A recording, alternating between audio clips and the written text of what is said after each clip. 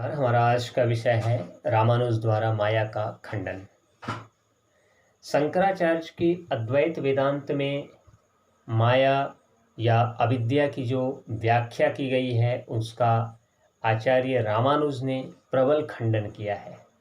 रामानुज के अनुसार माया ईश्वर की सत्य शक्ति है जिससे वे इस सत्य सृष्टि का निर्माण करते हैं। उनके अनुसार माया जीव का अज्ञान है जिसके कारण वह शरीर, इंद्रिय, अंतःकरण आदि प्राकृत वस्तुओं को अपना स्वरूप समझने लगता है। शांकर वेदांत के मायावाद का खंडन करते हुए रामानुज ने उसमें 7 प्रमुख दोष बताया है जिन्हें सप्त अनुपपत्ति कहा जाता है। ये 7 अनुपपत्तियां हैं: आश्रयानुपपत्ति, तिरोधानानुपपत्ति, स्वरूपानुपपत्ति, अनिर्वचनीयत्वानुपपत्ति, प्रमाणानुपपत्ति, निवर्तकानुपपत्ति और निवृत्त्यनुपपत्ति।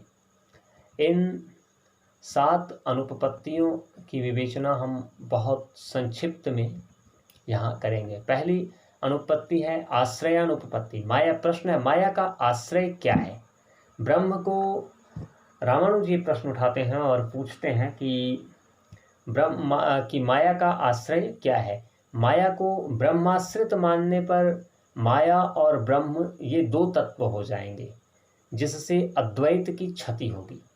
पुनः ब्रह्म ज्ञान स्वरूप है और माया अज्ञान स्वरूप है। शुद्ध ज्ञान अज्ञान का आश्रय नहीं हो सकता क्योंकि जीव स्वयं मायाजन्य है। अतः माया का आश्रय न तो ब्रह्म है और न जीव। स्पष्ट है कि माया अद्वैत वेदांति की कल्पना में ही निवास करती है। दूसरी अनुपपत्ति है तिरोधानानुपपत्ति। ब्रह्म शुद्ध ज्ञान स्वरूप है, अतः उसे माया आवृत नहीं कर सकती। अंधकार प्रकाश को नहीं ढक सकता। तीसरी अनुपपत्ति है स्वरूपानुपपत्ति। अविद्या होने के कारण माया सत नहीं है। पुनः यदि अविद्या सत हो तो यह स्वयं तत्व हो जाएगी, फलतः अद्वैत की क्षति होगी। फिर अविद्या को असत भी नहीं माना जा सकता। यदि वह असत है तो वह जगत ब्रह्म पर आरोपित नहीं कर सकती। पुनः सत और असत अंधकार और प्रकाश के समान एक साथ नहीं रह सकते। अतः माया को सद सत या भावाभाव रूप भी नहीं कहा जा सकता है। इस प्रकार माया न सत है, न असत है और न सद सत है, तो आखिर वह है क्या? चौथी अनुपपत्ति है अनिर्वचनीयत्वानुपपत्ति। माया का अनिर्वचनीय कहना भी उसका निर्वचन करना ही तो है जो विरोध युक्त है। पांचवी अनुपपत्ति है प्रमाणानुपपत्ति। माया की सिद्धि के लिए कोई प्रमाण नहीं है। प्रत्यक्ष से भाव या अभाव की सिद्धि हो सकती है, भावाभाव विलक्षण माया की नहीं। अनुमान से भी यह सिद्ध नहीं हो सकती क्योंकि इसके लिए कोई हेतु नहीं है। आगम से भी यह सिद्ध नहीं है क्योंकि शास्त्र माया को ईश्वर की सत्य शक्ति बताते हैं। छठी अनुपपत्ति है निवर्तकानुपपत्ति। माया का कोई निवर्तक नहीं है, माया का कोई विनाशक नहीं है। अद्वैती निर्विशेष ब्रह्म ज्ञान को माया का निवर्तक मानते हैं, किंतु ब्रह्म निर्विशेष नहीं है। साथ ही किसी निर्विशेष वस्तु का ज्ञान संभव भी नहीं है।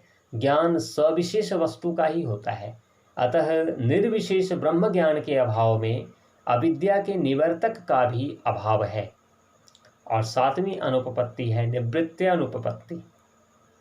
अद्वैती माया को भाव रूप मानते हैं। जो भावात्मक है वह ज्ञान से निवृत्त नहीं हो सकता। बंधन कर्मजन्य होने के कारण माया की निवृत्ति कर्म, ज्ञान, भक्ति और भगवद अनुग्रह से नष्ट हो सकता है, ज्ञान मात्र से नहीं। रामानुज के द्वारा प्रस्तुत की गई ये सभी आपत्तियां माया का अर्थ न समझने के कारण, भ्रांति के कारण उपस्थित की गई है। वास्तविकता यही है। रामानुज अविद्या को शद वस्तु समझकर उसके लिए आश्रय और प्रमाण चाहते हैं, किंतु माया तो वास्तव में अध्यास है। और विरोध उसका भूषण है, दूषण नहीं। इसलिए ब्रह्म को माया का आश्रय माना जाता है। माया के सत नहीं होने के कारण अद्वैत की हानि नहीं होती। वाचस्पति मिश्र के अनुसार जीव को माया का आश्रय माना जा सकता है, क्योंकि माया और जीव बीज और अंकुर के समान अनादिकाल से संसार चक्र में एक दूसरे को उत्पन्न कर रहे हैं। स्वयं रामानुज ने भी जीव और माया का संबंध अनादि माना है। माया ब्रह्म को आवृत नहीं कर सकती, जिस प्रकार मेघ सूर्य को आवृत नहीं कर सकता। आवरण हमारी दृष्टि पर पड़ता है, सूर्य पर नहीं। माया को भाव रूप इसलिए कहा जाता है कि यह अभाव मात्र नहीं है, जैसा कि प्रायः मान लिया जाता है। माया वस्तुतः सद सद निर्वचनीय है। इसे विरुद्ध कहने का आक्षेप व्यर्थ हो जाता है, क्योंकि अद्वैती स्वयं इसे विरुद्ध मानते हैं। किंतु इसके विरोध का ज्ञान ब्रह्म ज्ञान से ही संभव है, इसके पूर्व नहीं। सत और असत को उसके आत्यंतिक अर्थ में प्रयुक्त किया गया है। सत का अर्थ त्रिकाल में सत और असत का अर्थ त्रिकाल में असत है। अतः ये दोनों न तो परस्पर विरुद्ध हैं और न व्यापक, क्योंकि इनके बीच में तीसरा विकल्प सदसद निर्वचनीय बना हुआ है। वस्तुतः त्रिकालबाध सत ब्रह्म है, जो हमारे ज्ञान के ऊपर है, और नितांत असत बंध्या पुत्र है, जो हमारे ज्ञान से नीचे है। अतः हमारा लौकिक अनुभव सदसद निर्वचनीय या मिथ्या का ही है। अतः यहाँ किसी तार्किक नियम का उल्लंघन नहीं होता।